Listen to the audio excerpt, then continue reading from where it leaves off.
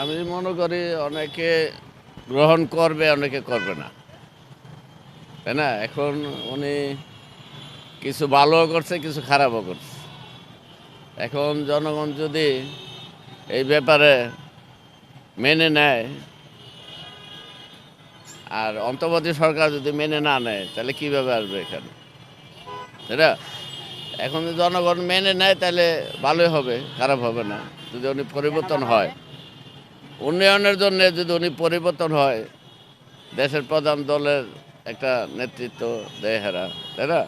উনি উনি যদি সব কিছু মানুষের উপরে জুলুম অত্যাচার না করে যদি আবার ভালোভাবে রাষ্ট্র চালায়, উন্নয়ন করছে এবং মানুষের প্রতিও একটা থাকতে হবে, মায়া মহব্বত থাকতে হবে, কারো প্রতি জুলুম করা চলবে না। উনি দেশের প্রধান, সবারই ভালোবাসতে হবে, তাই না? এই হলো আমার মতামত। উনি যদি সবারই ভালোবাসা দেশে আসে, আবার জনগণ দেখো কি করে, নাকি? হ্যাঁ, ধন্যবাদ। এই